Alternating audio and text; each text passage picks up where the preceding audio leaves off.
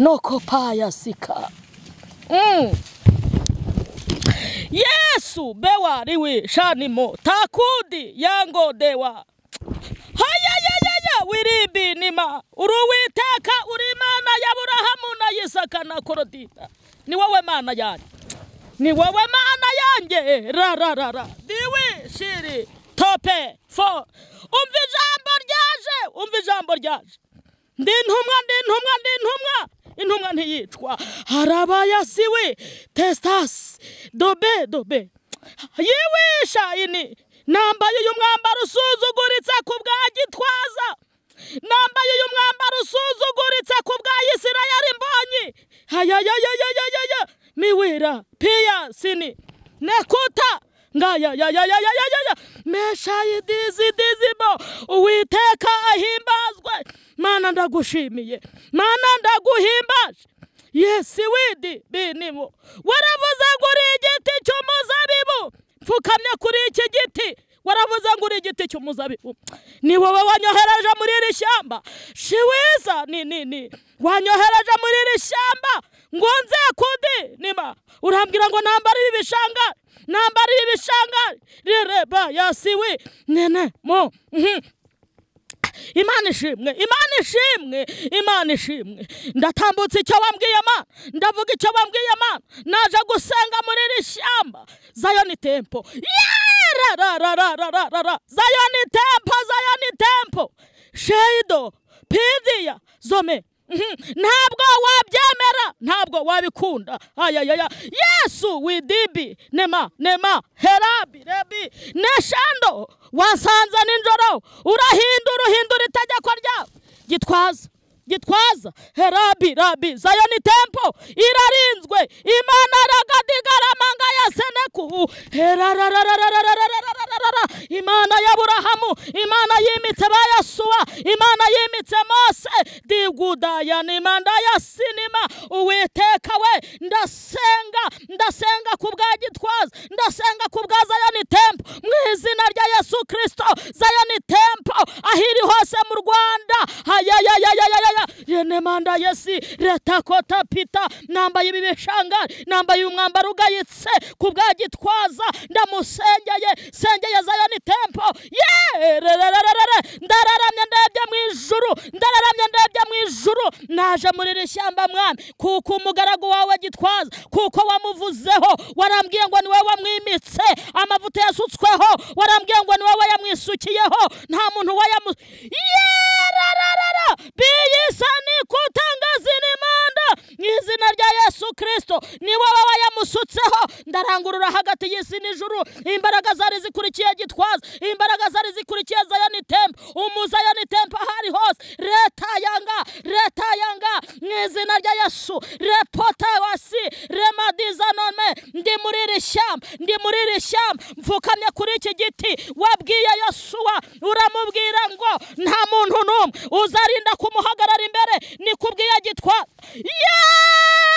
rabi ni wizanima ni kubwiye Gitwaza hayadangazinima ni kubwiye Gitwaza nta muntu n'umwe uzarinda kumuhagarara imbere ni kubwiye Zion Temple hayadego abari mu Rwanda bo muri Zion ni mushirivi hasi abari mu Rwanda bo kwa Gitwaza ni mushirivi hasi abari mu bindi bihugu rabi Imana ifite umugambi nta muntu n'umwe hesanima nta mbaraga na zimwe peya zone manda ziri butangire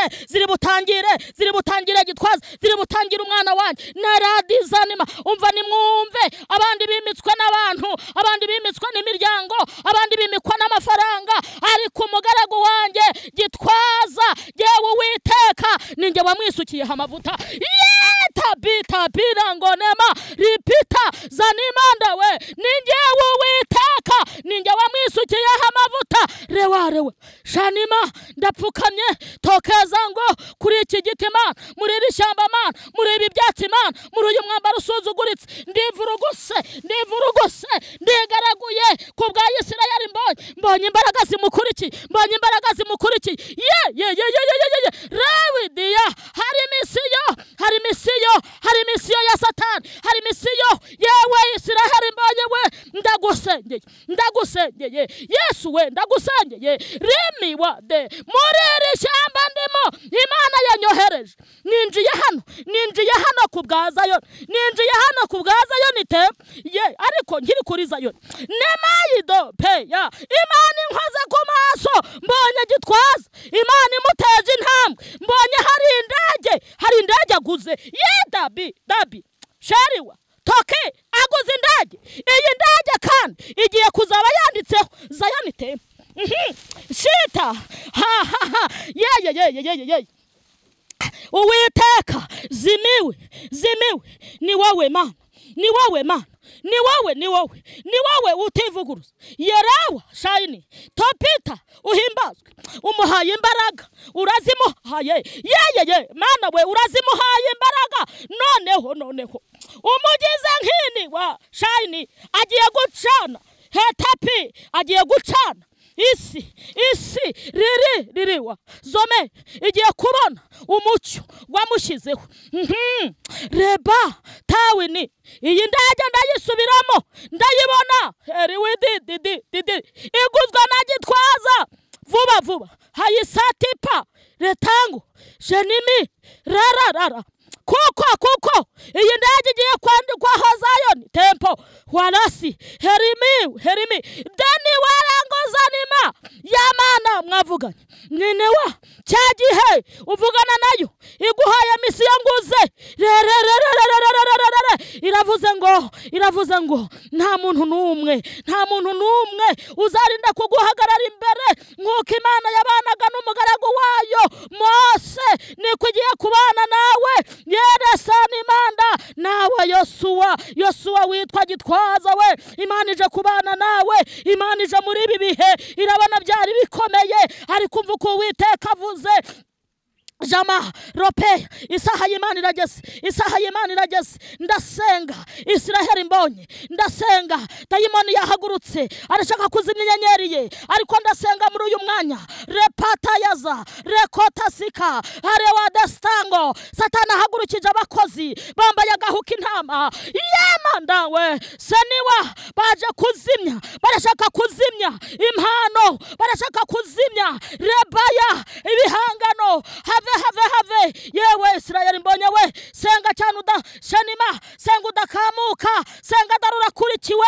senga dara wahagurukiwe jeni warabinima tangazo de benefo ndasenga Mana umbwiye n'abantu barwaye umugongo uyu mwanya ndi mwisaha yo gusenga yemwe abantu murwaye umugongo warozwe umugongo wizanye sheni minita ituruka ku badayimoni wa muntu urwaye ibikanu Roberta Gazangara ndasenga mu izina rya Yesu Mana yangira mu ijuru muri risoza ry'umwaka nderekeza amasengesho ku mugaragu wawe mwami urwaye umugongo mu izina rya Yesu ndabohora abantu uyu muntu ugwibinya uyu muntu ugira ibinya retabini sheni odeda ndamusengeye hayinifo wamuhaye ubutware mfukamye kuri iki giti warambwiye ngo ni wowe giti cy'umuzabibu rebayazi netando drome heshandikita retangozanima rebene foriwi retakoza rebinistango kora Yesu we kora mwami kora mu bagaragu bawe abarwayi ndabasengeye wamuhaye misiyo sengeye abarwayi barwaye amenyo abarwaye amaso muri aka kanya ndasenze abarwaye inyama zo munda ndasenze rema ndambura abantu satani eragura Imana itivuguruza uhimbazwe Mana aba bantu bari bagize ibinya bibagagaza muri uyu mwanya riririwa zemota kosi ndasiribanga izo mbaraga riwezo nemanda abarwaye imitwe y'inyuma abarwaye imitwe y'imbere repayasi abarwayi ndabazamuye muri uyu mwanya mu izina rya Yesu Kristo kandi ukoze bikomeye Mana hayezo beda rakata mu izina rya Yesu Kristo uyu mwanya wa nonaha mpagaze mu ijambo ryawe mpamagaye abamarayika waravuze ngo abamarayika marayika n'imiyaga ariko twebwe turi birimi by'umuriro. Hayedo berefo ndatwika abazimu, ndatwika abarungi, ndatwika imbaraga z'abazima babi mu izina rya Yesu. Abarwanya umurimo wawe harabidida shenomanda siriwa ndasiribanga. Haleluya haleluya. Ndakingura beyizonema. Uri Imana itajya yirengagiza ijambo yavuze, ijambo yavuze ku mugaragu wawe Gitwaza. Urakoze muri aka kanya.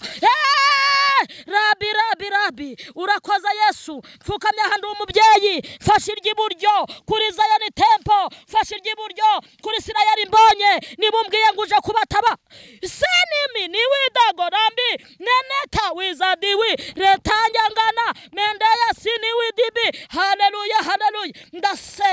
Ndasenga fasha iry'iburyo ndi umubyeyi. Haleluya. Fasha iry'iburyo kuri Zion, fasha iry'iburyo kuri Gitwaza. Ndabasubiza mu nyanja abarwanya umukozi w'Imana, abarwanya umurimo w'Imana mu izina rya Yesu Kristo, mu izina rya Yesu Kristo. Haleluya haleluya. Mu izina rya Yesu. Uri Imana ivuga bikaba, uri Imana itegeka bigakomera. Haleluya haleluya. Umbwiye n'abandi bantu bafite abantu muri gereza, yewe ngo uraje ukore. Mana ndagushimiye. Haleluya haleluya. Umbwiye n'abandi bantu baturanye n'abanzi ku marembo. Yesu yewe wa muntu we uri mu itorero warihumaniyemo bagutanzeho igitambo. Rabi basatani bakaba baragugizeho ububasha muri aka kanya kanona. Ndakubohora rebo. Urakoze Mana. Warumpaye message yo kubwira Zion Temple ngo nambare uyu mwambaro, yo kubwira Gitwaza ngo nambare uyu mwambaro ugayitse gutya imbere y'isi, ngo mvuge ko nta muntu n'umwe, nta mbaraga na zimwe, nta mwuka n'umwe uzarinda kumuhagarara imbere.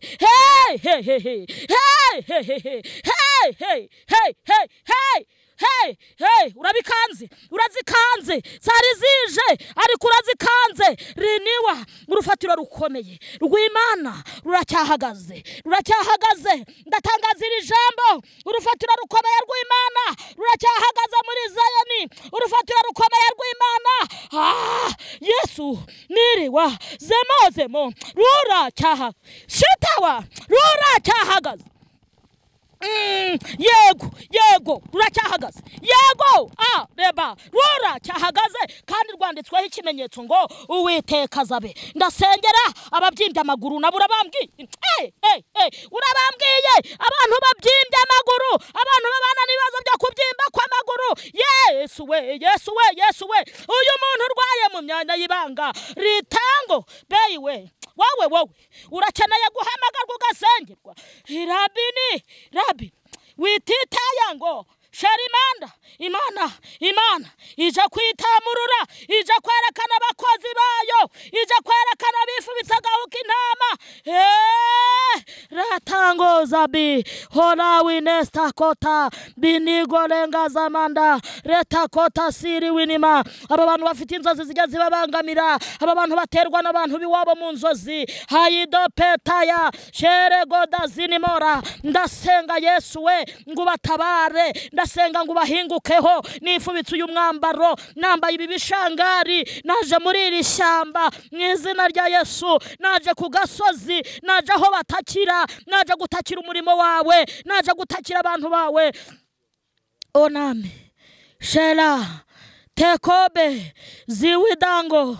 Ndagushimiye ko wampaye umwuka wera kandi wawumpayeho ingwate nk'ikimenyetso kimenyesha ko ndi uwawe nawe ukabura uwanjye. Uhimbazwe Mana. Ndagushimiye kubanye nanjye, ndagushimiye kumfashije. Nukuri amamaza ubu butumwa bugere kuwo washatse ko bugeraho mu izina rya Yesu. Haleluya.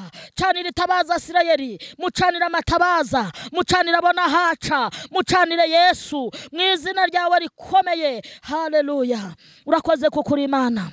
Ndagushimiye ko ubyumvise, ndagushimiye ko ugiye kubana nanjye mu izina ryera rya Yesu Kristo. Amena. Reka mbabwire ngo abantu mumenyereye nka mama bimenyetso, kandi nababwiye ko ntacyo ntazakora kubw'Imana. Abantu mumenyereye nk'umuntu wasaze, ndi muzima we ndi muzima. Narinje gusengera Zion Temple, narinje gusengera Gitwaza, niko Imana yari yambwiye. Narinje gusengera Isirayeli mbonye, narinje gusenga ariko numvise none wa dine baragodanga zibida kota ya siribi. Ndasengera Shemaya abahanzi muri rusange. Uwiteka dore ukomeze hembura umurimo wawe, tabara abantu bawe mu izina rya Yesu. Urakoze. Hari umunyamakuru wa mu Rwanda ukomeye urinze gupfa. Sadi didi urakoze Mana, ndaguhimbaje kuri Imana ikomeye kandi kuri Imana ishobora byose. Icyubahiro kibi cyawe mu izina rya Yesu, amena. Abantu bamenyereye murabizi ko nza gusengera muri iri shyamba. Yaba byashobokaga ngo nambara ibigunda nisiga umukungugu. Rero wowe ushaka kuduhamagara ngo dusengane Imana wiyumvise muri iyi message, waduhamagara kuri ya nimero 078 008 623 tugasengana Imana. Wafatanya nanjye wantera inkunga,